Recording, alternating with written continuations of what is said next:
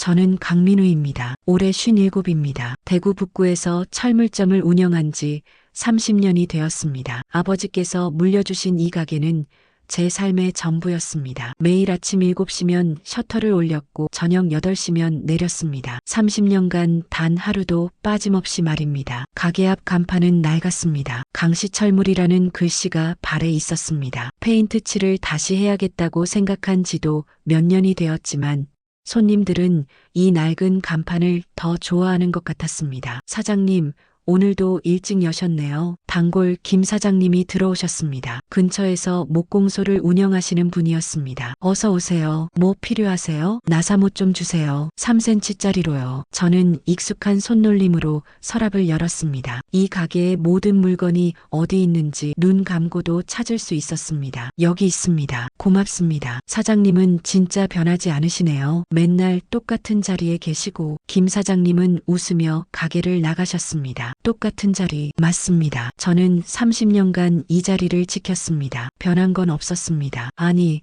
변하고 싶지 않았습니다. 창밖으로 북구의 풍경이 보였습니다. 예전과는 많이 달라졌습니다. 낡은 건물들이 하나둘 사라지고 새 아파트가 들어서고 있었습니다. 저는 잠시 손을 멈추고 옛 사진을 꺼내 보았습니다. 가게 한쪽 서랍 깊숙이 숨겨둔 사진이었습니다. 사진 속에는 25살의 제가 있었습니다. 도복을 입고 메달을 목에 건 모습이었습니다. 국가대표 선발전이었습니다. 그날 저는 준결승까지 올라갔었습니다. 하지만 결승을 앞두고 무릎 인대가 끊어졌습니다. 수술을 받았지만 선수 생활은 끝이었습니다. 26살 저는 아버지의 가게로 돌아왔습니다. 민우야, 괜찮다. 인생은 길어. 여기서 새로 시작하면 돼. 아버지는 그렇게 말씀하셨습니다. 저는 고개를 끄덕였습니다. 다른 선택지도 없었습니다. 그렇게 30년이 흘렀습니다. 철물점 주인으로 살았습니다. 결혼을 했고 딸 수연이가 태어났습니다. 아내는 수연이가 5살 때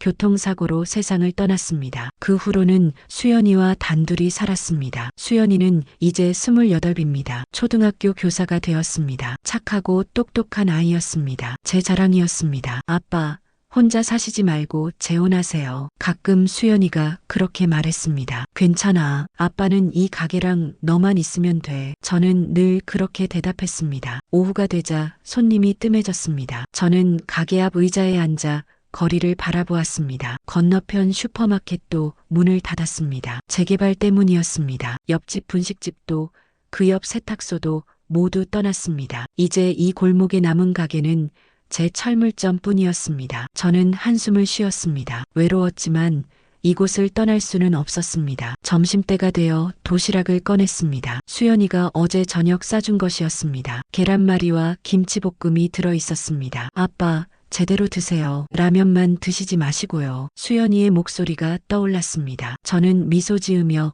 도시락 뚜껑을 열었습니다. 밥을 먹는 동안에도 손님은 오지 않았습니다. 요즘은 대형마트에서 다 살 수 있으니까요. 철물점 같은 곳은 찾는 사람이 줄어들고 있었습니다. 그래도 괜찮았습니다. 저는 이 가게가 좋았습니다. 아버지의 손때가 묻은 계산대, 어머니가 앉아 계시던 구석 의자, 수연이가 어렸을 때 숨바꼭질하던 창고, 모든 것이 추억이었습니다. 저는 도시락을 다 먹고 설거지를 했습니다. 가게 뒤편 작은 개수대에서 물을 틀었습니다. 찬물이 손을 적셨습니다. 오후 3시쯤 동네 할머니 한 분이 오셨습니다. 사장님, 전구 하나만 주세요. 네, 어머님. 몇 와트 필요하세요? 글쎄, 집에 있던 거랑 똑같은 걸로요. 그럼 60와트 드릴게요. 이게 제일 많이 쓰시는 거예요. 얼마예요? 1,000원입니다. 할머니는 지갑에서 1,000원을 꺼내주셨습니다. 저는 전구를 비닐봉지에 담아드렸습니다. 고맙습니다, 사장님. 건강하세요. 어머님도 건강하세요. 할머니가 나가신 후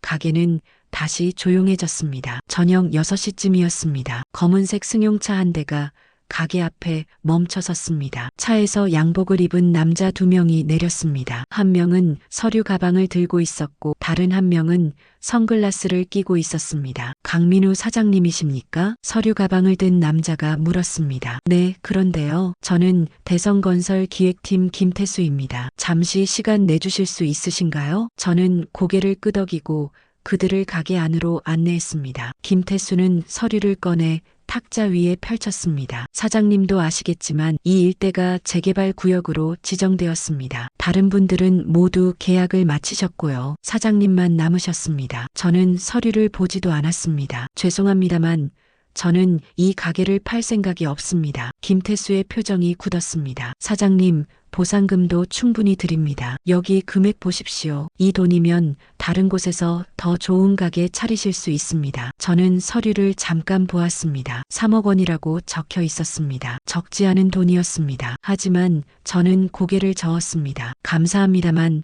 사양하겠습니다. 선글라스를 낀 남자가 한 발 다가섰습니다. 이소진이라는 이름표가 붙어 있었습니다. 사장님, 이건 선택이 아닙니다. 이미 결정된 사항입니다. 그래도 제 가게입니다. 제가 결정할 권리가 있습니다. 김태수가 한숨을 쉬었습니다. 사장님, 왜 이렇게 고집을 부리십니까? 주변을 보세요. 다 떠났습니다. 사장님만 남으셨어요. 다들 떠났으니 저도 떠나라는 말씀이십니까? 그런 뜻이 아닙니다. 다만 사장님 혼자 버티신다고 재개발이 안 되는 건 아닙니다. 결국 되고 말 일이에요. 저는 조용히 대답했습니다. 그래도 지금은 안 됩니다. 이 가게는 제 아버지께서 평생 일하신 곳입니다. 함부로 팔 수 없습니다. 김태수가 서류를 도로 집어넣었습니다. 사장님, 다시 한번 생각해 보시기 바랍니다. 일주일 드리겠습니다. 그때까지 연락 주십시오. 두 사람은 명함을 남기고 가게를 나갔습니다. 저는 그들의 차가 사라질 때까지 지켜보았습니다. 가슴 한쪽이 무거웠습니다. 좋지 않은 예감이 들었습니다. 저는 명함을 집어들었습니다. 대성건설 기획팀 김태수라고 적혀 있었습니다. 뒷면에는 휴대폰 번호가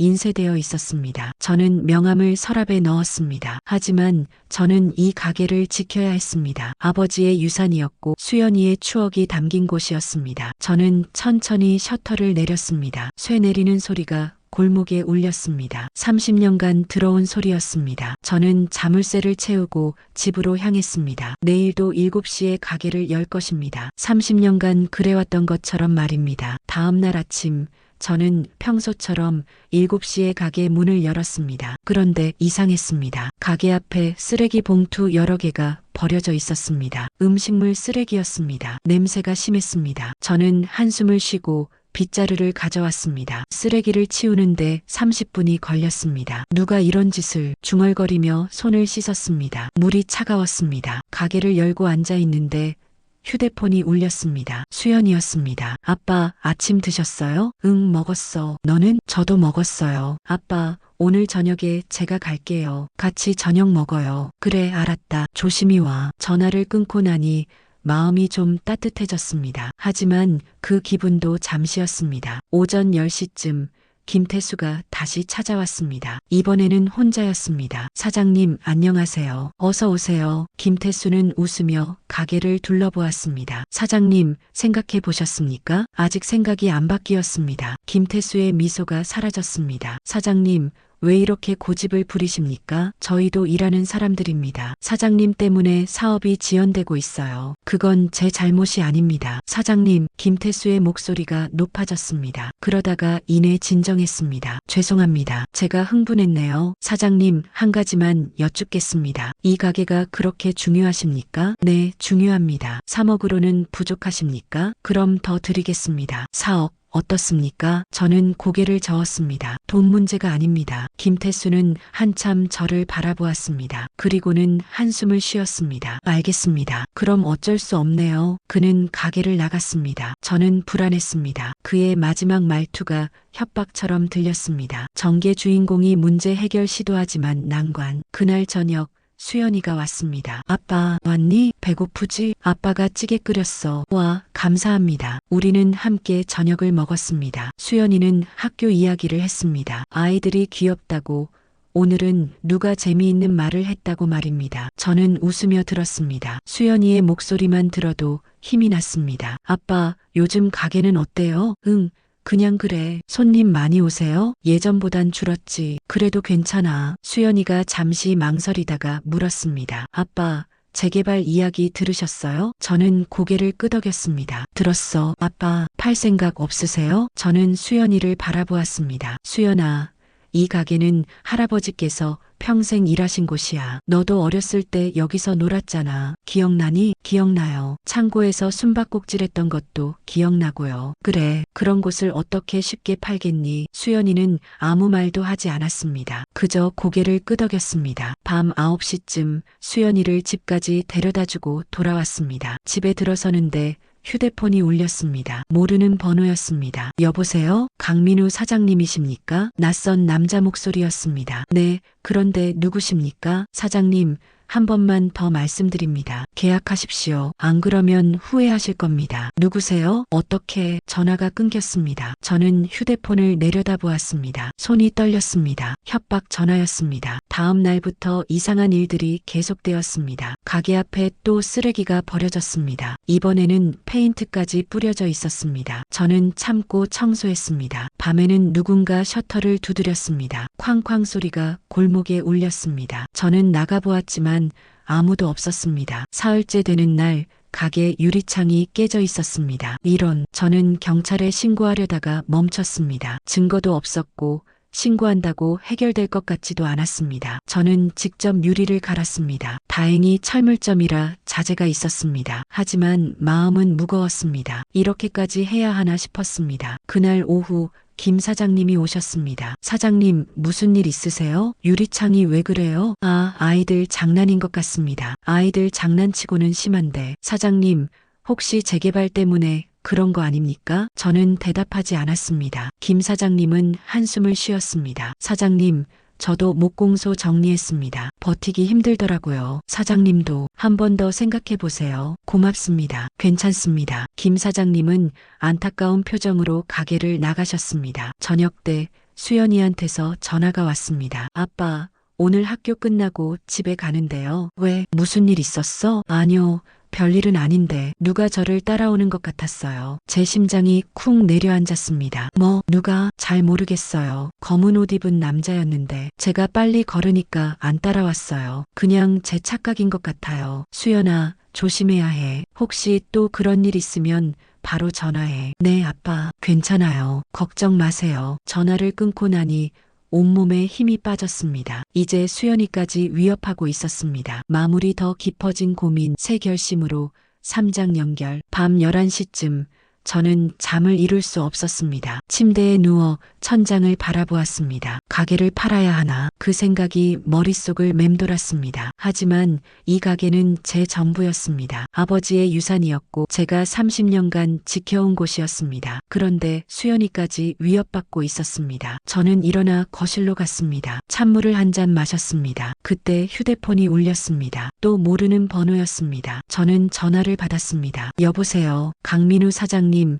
따님이 참 예쁘시더군요. 제 손이 떨렸습니다. 무슨 소리를 하는 겁니까? 사장님, 마지막 기회입니다. 내일까지 계약서에 도장 찍으십시오. 안 그러면 따님한테 무슨 일이 생길지 모릅니다. 당신들이. 전화가 끊겼습니다. 저는 주먹을 쥐었습니다. 손톱이 손바닥에 박혔습니다. 화가 났습니다. 무서웠습니다. 하지만 무엇보다 무력했습니다. 저는 어떻게 해야 했습니까? 가게를 팔면 수연이는 안전할 것입니다. 하지만 제 자존심은 어떻게 됩니까? 아니, 자존심 같은 건 중요하지 않았습니다. 수연이가 중요했습니다. 저는 서랍을 열어 명함을 꺼냈습니다. 김태수의 명함이었습니다. 전화를 걸까 말까 고민했습니다. 그때 또 휴대폰이 울렸습니다. 이번에는 수연이었습니다. 아빠, 지금 집 앞에 누가 서 있어요? 창문으로 봤는데 검은 옷 입은 남자가 저희 집을 보고 있어요. 무서워요, 아빠. 수연아, 문 잠갔지? 네, 잠갔어요. 그럼 안에 있어. 절대 나가지 마. 아빠가 지금 간다. 저는 외투를 걸치고 집을 나섰습니다. 차를 몰아 수연이 집으로 갔습니다. 평소에는 20분 거리였지만 10분 만에 도착했습니다. 수연이 집 앞에는 아무도 없었습니다. 저는 수연이한테 전화했습니다. 수연아, 아빠 왔어. 문 열어. 수연이가 문을 열었습니다. 얼굴이 창백했습니다. 아빠, 저는 수연이를 안았습니다. 괜찮아. 아빠가 왔어. 아빠, 그 사람 어디 갔어요? 없어. 아빠가 왔으니까 도망간 것 같아. 저는 수연이와 함께 집 안으로 들어갔습니다. 오늘 아빠가 여기서 자고 갈게. 네, 아빠. 수연이는 방으로 들어갔고 저는 거실 소파에 앉았습니다. 온몸이 떨렸습니다. 분노 때문이었습니다. 저는 명함을 꺼내 다시 보았습니다. 내일 전화를 걸어야겠다고 생각했습니다. 계약하겠다고 말해야겠다고 생각했습니다. 하지만 동시에 다른 생각도 들었습니다. 이대로 무릎 꿇어야 하나? 30년간 지켜온 것을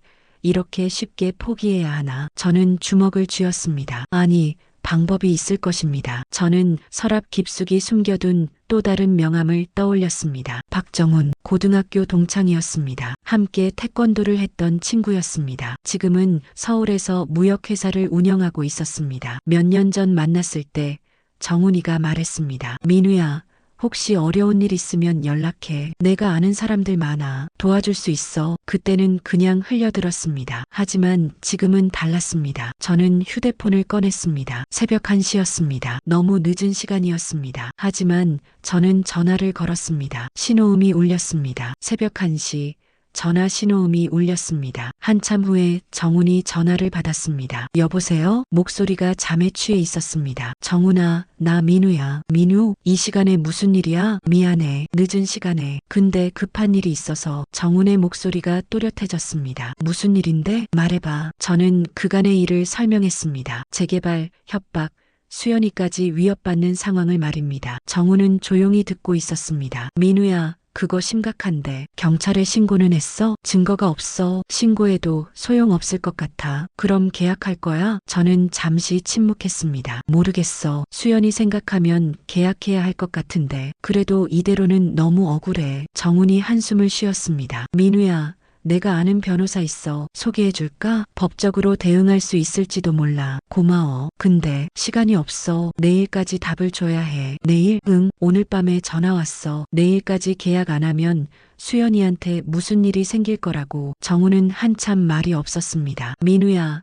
일단 수연이 안전이 먼저야. 계약하고 나중에 법적으로 대응하자. 그래야겠지. 내가 내일 대구로 내려갈게. 같이 이야기하자. 괜찮아. 내가 바쁠 텐데. 아니야. 친구 일인데 당연히 가야지. 내일 오후쯤 도착할게. 정훈아, 고맙다. 전화를 끊고 나니 조금 마음이 놓였습니다. 하지만 여전히 불안했습니다. 저는 소파에 누웠습니다. 잠이 오지 않았습니다. 다음 날 아침 저는 수연이를 학교에 데려다 주었습니다. 아빠, 오늘 괜찮을까요? 괜찮아. 아빠가 해결할게. 너는 학교에서 조심하고. 네, 아빠. 수연이가 학교로 들어가는 모습을 보고 나서야 저는 차를 출발시켰습니다. 가게로 가는 길 휴대폰이 울렸습니다. 김태수였습니다. 사장님, 결정하셨습니까? 사장님, 시간이 없습니다. 오늘 오후까지입니다. 저는 입술을 깨물었습니다. 알겠습니다. 오후에 연락드리겠습니다. 현명한 선택이십니다. 그럼 기다리겠습니다. 전화가 끊겼습니다. 저는 한숨을 쉬었습니다. 결국 굴복하는 것입니다. 가게에 도착했습니다. 셔터를 올렸습니다. 평소처럼 청소를 하고 자리에 앉았습니다. 손님은 없었습니다. 저는 멍하니 앉아 있었습니다. 30년간 지켜온 이 가게를 떠나야 한다는 생각에 가슴이 먹먹했습니다. 오전 11시쯤 낯선 남자 둘이 가게로 들어왔습니다. 사장님이십니까? 네, 그런데요. 우리는 대성건설에서 나왔습니다. 최승철 전무님께서 직접 만나고 싶어 하십니다. 최승철? 네. 우리 회사 전무이십니다. 차가 밖에 대기하고 있습니다. 저는 잠시 망설였습니다. 지금 가야 합니까? 네. 전무님께서 기다리고 계십니다. 어쩔 수 없었습니다. 저는 가게 문을 잠그고 그들을 따라갔습니다. 검은 승용차가 골목 입구에 서 있었습니다. 차 뒷좌석에는 양복을 입은 남자가 앉아 있었습니다. 40대 중반쯤 되어 보였습니다. 강민우 사장님, 처음 뵙겠습니다. 저는 대성건설 전무 최승철입니다. 그는 손을 내밀었습니다. 저는 악수했습니다. 그의 손은 차가웠습니다. 타십시오. 잠깐 드라이브하면서 이야기합시다. 저는 차에 탔습니다. 불안했지만 선택의 여지가 없었습니다. 차는 출발했습니다. 최승철은 창밖을 보며 말했습니다. 사장님, 이 동네 많이 변했죠? 네, 저희가 재개발하면 더 좋아질 겁니다. 새 아파트, 상가, 공원, 주민들에게도 좋은 일이에요. 저는 대답하지 않았습니다. 최승철이 저를 바라보았습니다. 사장님은 왜 반대하십니까? 보상금도 충분히 드린다고 했는데 제 가게는 제 아버지 유산입니다. 유산은 돈으로 환산할 수 있습니다. 4억이면 충분하지 않습니까? 돈 문제가 아닙니다. 최승철이 웃었습니다. 차가운 웃음이었습니다. 사장님,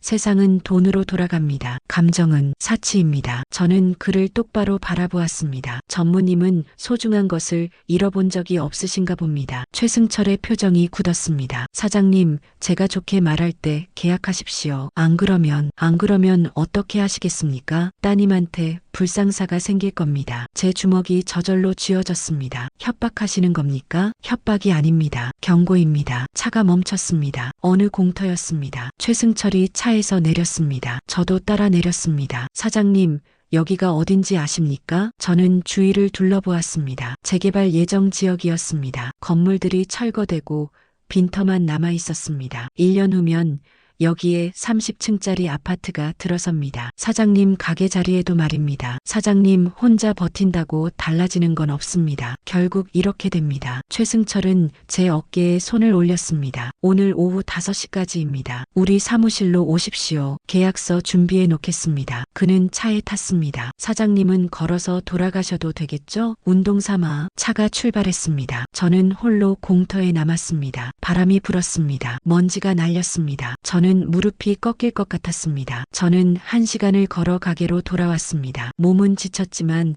머리는 복잡했습니다. 가게에 들어서는데 정훈이 앞에 서 있었습니다. 민우야, 정훈아. 정훈은 제 얼굴을 보고 놀랐습니다. 야, 무슨 일 있었어? 얼굴이 왜 그래? 저는 그간의 일을 설명했습니다. 정훈의 얼굴이 딱딱하게 굳었습니다. 그 새끼들이. 민우야, 경찰에 가자. 증거가 없어. 소용없어. 그래도 저는 고개를 저었습니다. 오후 5시까지 계약하러 가야 해. 수연이 생각하면 그게 맞는 것 같아. 정훈은 한참 저를 바라보았습니다. 민우야, 너 정말 괜찮아? 30년 지켜온 곳인데. 괜찮아. 딸이 더 중요해. 정훈이 제 어깨를 잡았습니다. 민우야, 미안하다. 내가 더 일찍 왔어야 했는데. 아니야. 내 잘못이 아니야. 우리는 가게 안으로 들어갔습니다. 정훈이 가게를 둘러보았습니다. 여기 진짜 오랜만이다. 고등학교 때 자주 왔었는데. 그래, 우리 여기서 숙제도 하고 그랬지. 너 아버지께서 아이스크림 사주시고. 저는 미소 지었습니다. 좋은 추억이었습니다. 정훈이 물었습니다.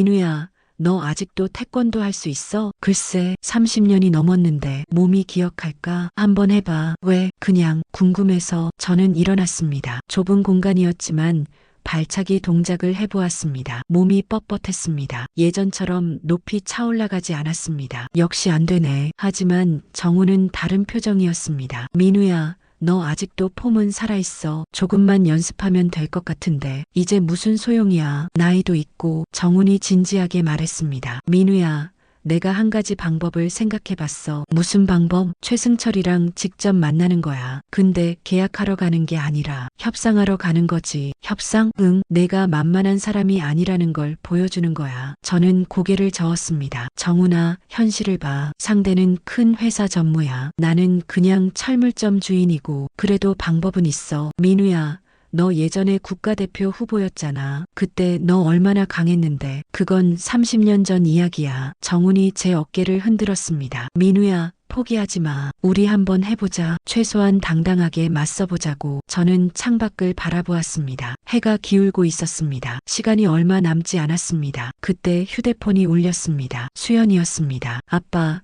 지금 학교 끝났어요. 집에 가는데 또 그 사람들이 보여요. 제 가슴이 철렁했습니다. 어디야? 학교 앞 버스 정류장이요. 검은 차가 계속 따라와요. 수연아, 사람 많은 곳으로 가. 절대 혼자 있지 마. 네, 아빠. 무서워요. 괜찮아. 아빠가 지금 간다. 저는 전화를 끊고 차 키를 집었습니다. 정훈이 물었습니다. 무슨 일이야? 수연이가 위험해. 지금 가봐야 해. 나도 같이 갈게. 우리는 차를 타고 수연이 학교로 달렸습니다. 가는 동안 제 머릿속은 복잡했습니다. 이제 더 이상 참을 수 없었습니다. 계약? 협상? 아니, 이제는 다른 방법이 필요했습니다. 제 딸을 위협하는 자들을 제가 직접 막아야 했습니다. 학교 앞에 도착했습니다. 수연이가 편의점 안에 서 있었습니다. 저는 차에서 내려 수연이한테 달려갔습니다. 수연아, 아빠. 수연이가 제 품에 안겼습니다. 온몸이 떨리고 있었습니다. 괜찮아.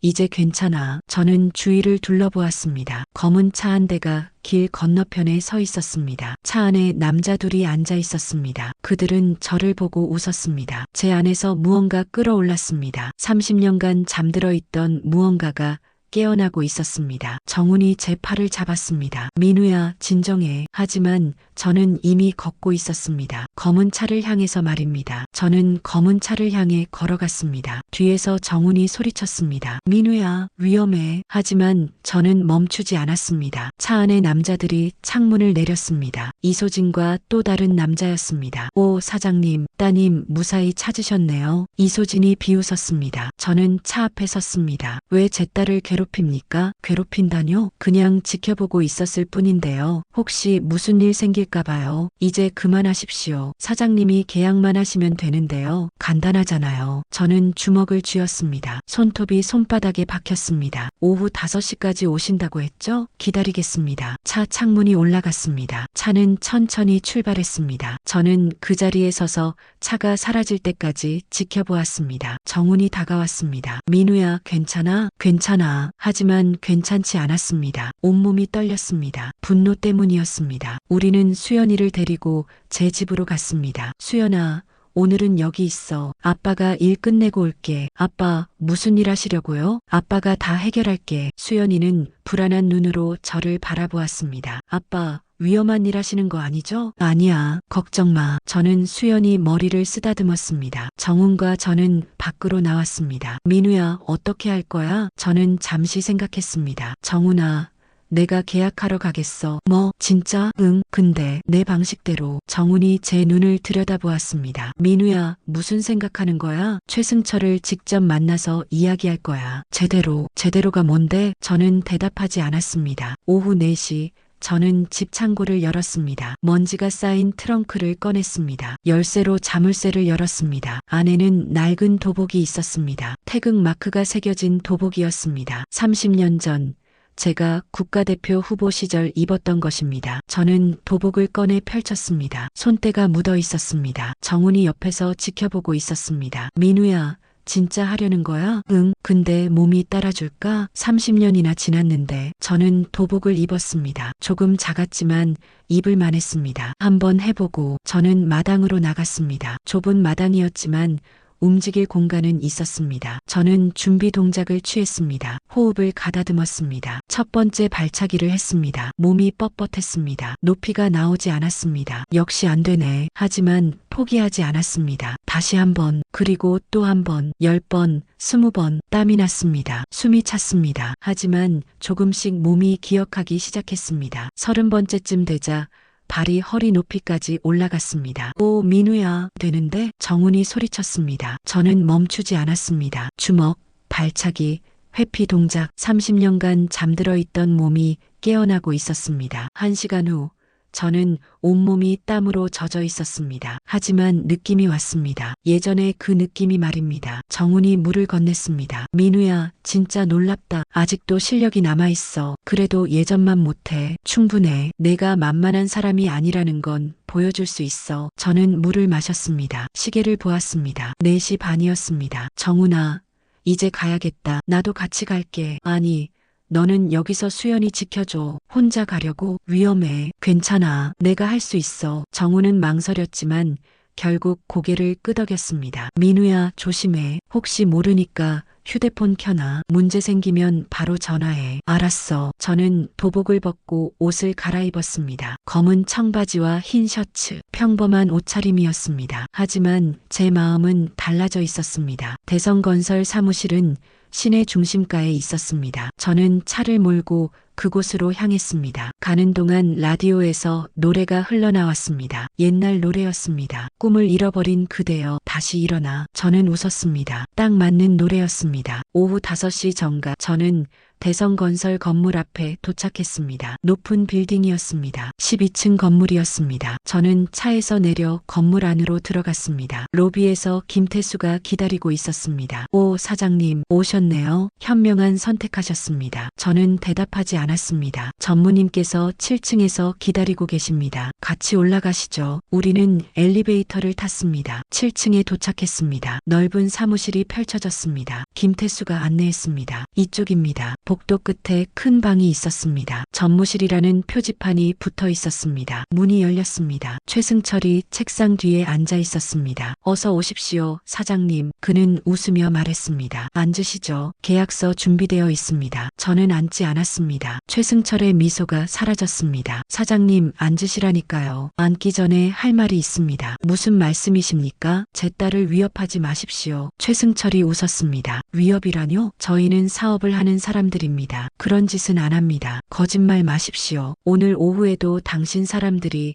제 딸을 따라갔습니다. 최승철은 어깨를 으쓱했습니다. 그게 저희와 무슨 상관입니까? 증거라도 있으십니까? 저는 주먹을 쥐었습니다. 전무님, 제가 계약하러 온 게 아닙니다. 그럼 뭐하러 오셨습니까? 경고하러 왔습니다. 최승철의 얼굴이 굳었습니다. 경고라고요? 최승철이 비웃었습니다. 사장님, 정신이 있으십니까? 여기가 어딘지 아십니까? 압니다. 당신 사무실이죠. 그런데 감히 저한테 경고를 하러 왔다고요? 최승철이 일어났습니다. 김태수와 이소진, 그리고 몇 명의 남자들이 방 안으로 들어왔습니다. 사장님, 마지막으로 묻겠습니다. 계약하시겠습니까? 저는 고개를 저었습니다. 안 합니다. 최승철이 손짓했습니다. 그럼 어쩔 수 없네요. 애들아, 사장님께 예의를 가르쳐드려. 김태수가 저에게 다가왔습니다. 사장님, 죄송합니다. 그가 제 어깨를 잡으려는 순간이었습니다. 저는 그의 손을 잡았습니다. 그리고 비틀었습니다. 으악! 김태수가 바닥에 쓰러졌습니다. 이소진이 달려들었습니다. 저는 옆으로 비켜서며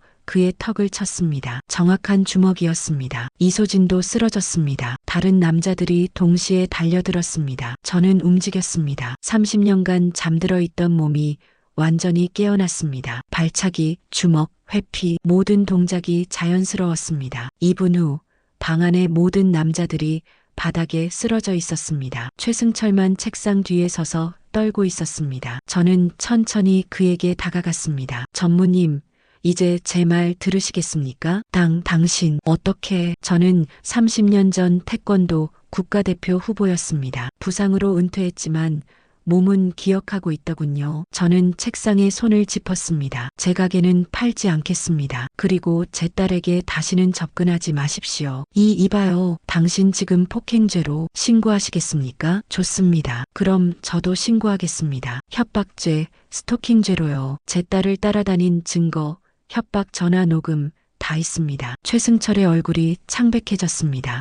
당신, 그리고 한 가지 더. 변호사와 상의했습니다. 재개발은 모든 주민의 동의가 있어야 진행됩니다. 제가 동의하지 않으면 사업은 지연됩니다. 몇 년이든 말입니다. 저는 몸을 돌렸습니다. 다시는 저와 제 가족에게 접근하지 마십시오. 그것이 제 마지막 경고입니다. 저는 사무실을 나왔습니다. 복도를 걸어가는데 뒤에서 아무 소리도 들리지 않았습니다. 엘리베이터를 탔습니다. 내려가면서 저는 제 손을 보았습니다. 떨리지 않았습니다. 오히려 힘이 넘쳤습니다. 1층 로비에 도착했습니다. 밖으로 나오는데 저녁 해가 지고 있었습니다. 아름다운 노을이었습니다. 저는 깊이 숨을 들이마셨습니다. 해냈습니다. 휴대폰이 울렸습니다. 정훈이었습니다. 민우야, 괜찮아? 응, 괜찮아. 다 끝났어. 진짜? 무슨 일 있었어? 집에 가서 얘기할게. 저는 차에 올랐습니다. 집으로 가는 길, 마음이 가벼웠습니다. 30년 만에 느끼는 기분이었습니다. 집에 도착하자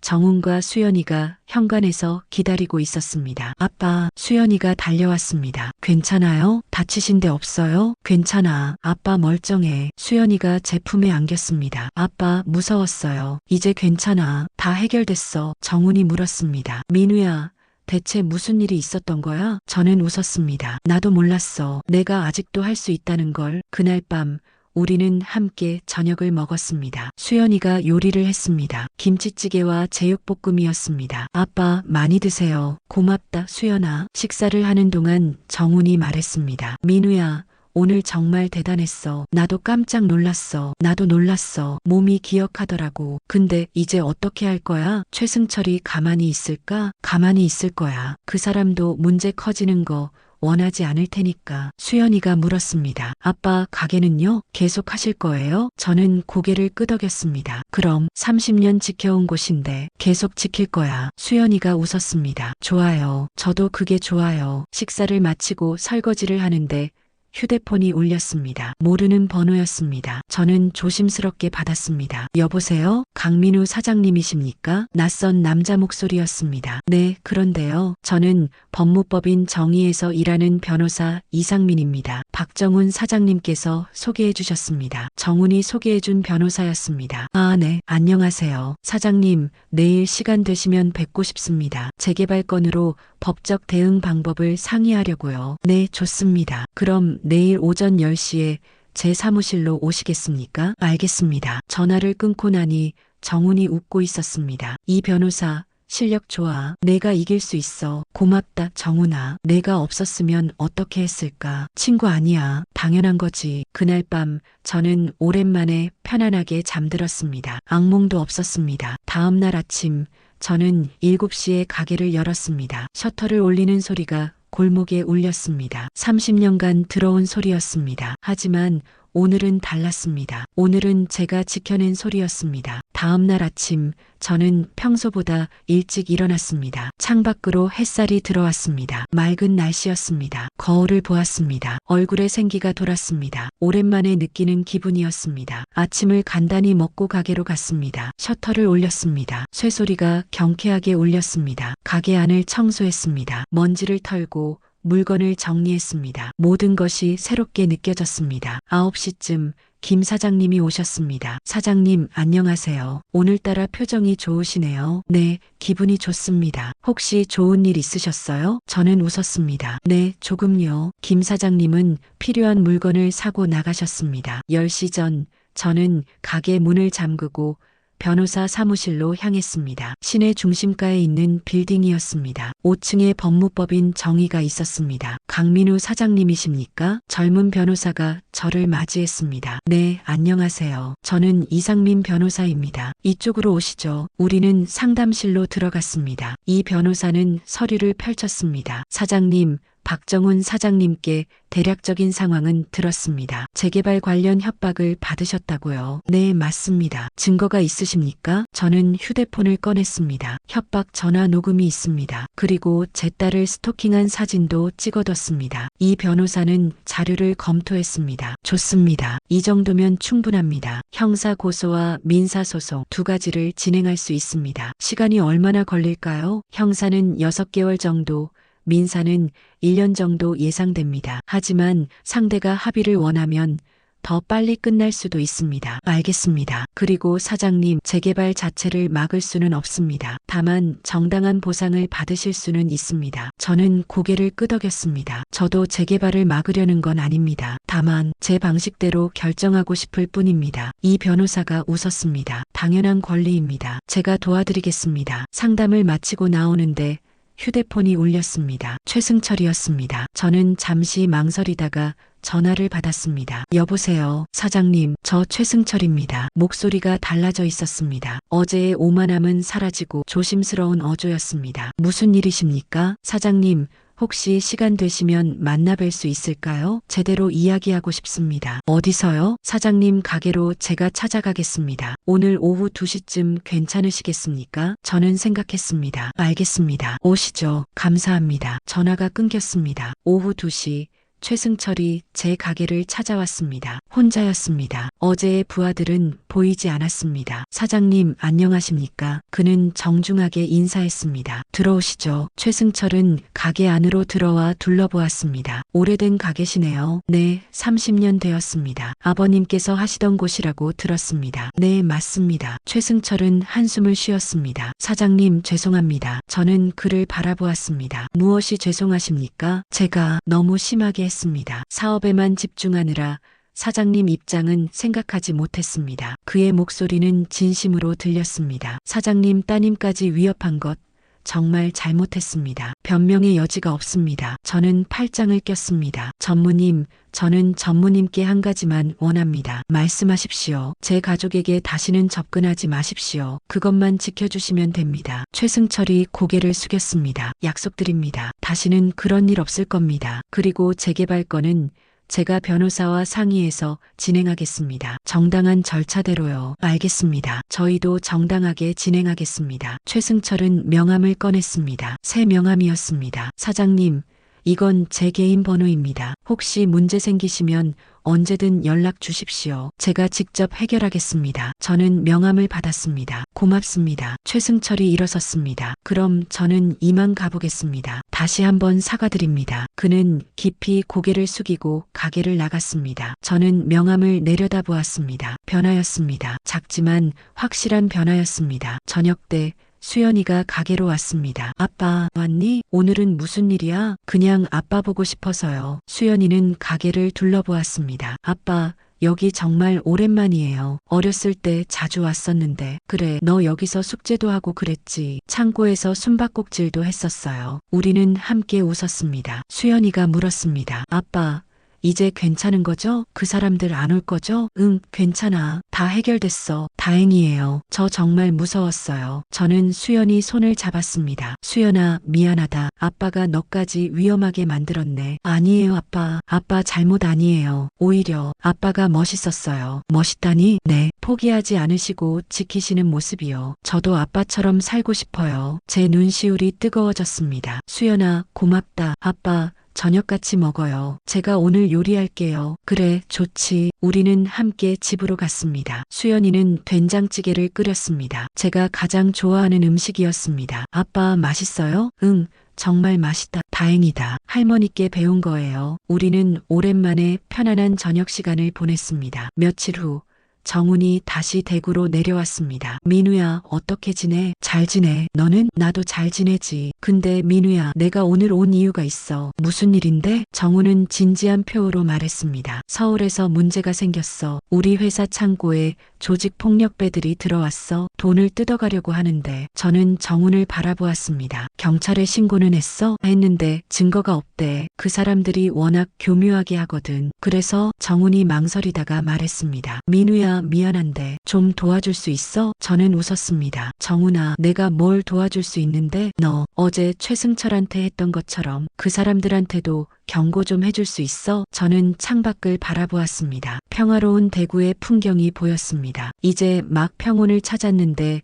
다시 그런 일을 해야 할까요? 하지만 정훈은 제 친구였습니다. 저를 도와준 친구였습니다. 정훈아, 언제 올라가면 돼? 정훈의 얼굴이 밝아졌습니다. 진짜 도와줄 수 있어? 친구 아니야. 당연한 거지. 고맙다, 민우야. 이번 주말에 올라올 수 있어? 알겠어. 수연이한테 말하고 갈게. 그날 저녁 저는 수연이에게 말했습니다. 수연아, 아빠가 주말에 서울 갔다 와야 할 것 같아. 왜요? 무슨 일 있어요? 정훈이 삼촌 일 좀 도와주려고. 수연이는 걱정스러운 표정을 지었습니다. 아빠, 위험한 일 아니죠? 아니야. 그냥 이야기 좀 하고 올게. 약속하세요. 다치지 마시고 꼭 돌아오세요. 저는 수연이를 안았습니다. 약속한다. 아빠가 꼭 돌아올게. 주말 저는 서울행 기차를 탔습니다. 창밖으로 풍경이 지나갔습니다. 대구를 벗어나 경부선을 따라 북쪽으로 올라갔습니다. 2시간 반 후 서울역에 도착했습니다. 정훈이 역에서 기다리고 있었습니다. 민우야, 왔어. 고맙다. 진짜 고맙다. 우리는 정훈의 회사로 갔습니다. 성수동에 있는 작은 창고 건물이었습니다. 여기가 우리 회사야. 무역 물품 보관하는 곳이지. 문제가 뭔데? 저기 저 사람들 봐. 정훈이 가리킨 곳에 건장한 남자 서너 명이 서 있었습니다. 저 사람들이 매주 와서 보호비 명목으로 돈을 요구해. 안 주면 물건을 망가뜨리고 그래. 저는 그들을 바라보았습니다. 정훈아, 내가 가서 이야기해 볼게. 조심해, 민우야. 저는 그들에게 다가갔습니다. 안녕하십니까? 남자들이 저를 보았습니다. 누구야 너? 저는 이 회사 사장님 친구입니다. 잠깐 이야기 좀 하고 싶은데요. 이야기? 무슨 이야기? 보호비 명목으로 돈을 받는다고 들었습니다. 그만하셨으면 합니다. 남자들이 웃었습니다. 야, 이 양반 재미있네? 우리한테 그만하라고? 네, 그만하시기 바랍니다. 안 그러면 저는 조용히 말했습니다. 안 그러시면 제가 경찰에 신고하겠습니다. 그리고 법적으로 대응하겠습니다. 법적으로? 크크, 웃기네. 야, 이 아저씨 좀 가르쳐줘. 한 남자가 저에게 다가왔습니다. 하지만 저는 준비되어 있었습니다. 그가 제 어깨를 잡으려는 순간 저는 그의 손목을 잡아 비틀었습니다. 으악! 다른 남자들이 달려들었습니다. 하지만 이번에도 결과는 같았습니다. 3분 후 모든 남자들이 바닥에 쓰러져 있었습니다. 저는 그들을 내려다보았습니다. 다시는 이 회사에 오지 마십시오. 다음에 오시면 바로 신고하겠습니다. 남자들은 비틀거리며 일어나 도망갔습니다. 정훈이 달려왔습니다. 민우야, 대단해. 정말 대단해. 괜찮아. 이제 안 올 거야. 고맙다. 진짜 고맙다. 너 없었으면 어쩔 뻔했어. 우리는 근처 식당에서 저녁을 먹었습니다. 민우야, 너 진짜 달라졌어. 예전에 너로 돌아온 것 같아. 나도 그렇게 느껴. 오랜만에 내가 누군지 알게 된 것 같아. 근데 민우야, 혹시 정훈이 망설이다가 말했습니다. 혹시 서울에서 일할 생각 없어? 우리 회사에서 보안 담당 같은 거. 저는 고개를 저었습니다. 고맙지만 사양할게. 나는 대구가 좋아. 내 가게가 있는 곳이 좋아. 정훈이 웃었습니다. 그럴 줄 알았어. 그래도 혹시 필요하면 언제든 연락해. 고마워. 정훈아. 그날 밤 늦게 대구로 돌아왔습니다. 집에 도착하니 수연이가 기다리고 있었습니다. 아빠, 수연아, 아직 안 잤어? 아빠 올 때까지 기다렸어요. 다치신 데 없으세요? 없어. 아빠 멀쩡해. 수연이가 제 품에 안겼습니다. 다행이에요. 걱정했어요. 미안해, 수연아. 걱정시켜서. 아빠, 이제 이런 일 없는 거죠? 저는 웃었습니다. 응. 이제 평범하게 살 거야. 가게 지키고 너랑 함께 저녁 먹고. 좋아요, 아빠. 다음 날 아침 저는 다시 7시에 가게를 열었습니다. 셔터를 올리는 소리가 골목에 울렸습니다. 익숙한 소리였습니다. 하지만 이제는 다르게 들렸습니다. 저는 가게 안으로 들어가 청소를 시작했습니다. 그때 김 사장님이 오셨습니다. 사장님, 안녕하세요. 어서 오세요, 김 사장님. 사장님, 소문 들었어요. 재개발 문제 해결하셨다면서요? 네, 어떻게든 해결했습니다. 대단하십니다. 사장님 같은 분이 있어서 이 동네가 아직 살아있는 것 같아요. 저는 웃었습니다. 과찬이십니다. 김 사장님이 나가신 후 저는 가게 앞 의자에 앉았습니다. 햇살이 따뜻했습니다. 평범한 하루가 시작되고 있었습니다. 하지만 이제 저는 알고 있었습니다. 평범한 삶도 지켜야 할 가치가 있다는 것을 말입니다. 그리고 필요하다면 저는 언제든 일어서서 싸울 수 있다는 것을 말입니다. 57세의 철물점 주인 강민우. 저는 여전히 이곳에 있을 것입니다. 내일도 모레도 앞으로도 말입니다. 6개월 후 재개발 사업은 정당한 절차를 거쳐 진행되었습니다. 저는 이상민 변호사의 도움으로 합당한 보상을 받았습니다. 최승철과는 가끔 연락을 주고받았습니다. 그는 사업 방식을 바꿨다고 했습니다. 사장님 덕분에 눈을 떴습니다. 이제는 주민들과 소통하며 일하고 있습니다. 정훈의 회사도 잘 되고 있었습니다. 민우야, 내 덕분에 문제없이 지내고 있어. 고맙다. 수연이는 여전히 초등학교에서 아이들을 가르치고 있었습니다. 아빠, 저 오늘 아이들한테 아빠 이야기 해줬어요. 포기하지 않고 끝까지 지킨 이야기요. 저는 여전히 강시철물을 운영하고 있습니다. 매일 아침 7시에 문을 열고 저녁 8시에 문을 닫습니다. 평범한 일상입니다. 하지만 저는 압니다. 이 평범한 일상이 얼마나 소중한지를 말입니다. 그리고 언제든 필요하다면 저는 다시 일어설 수 있다는 것을 말입니다.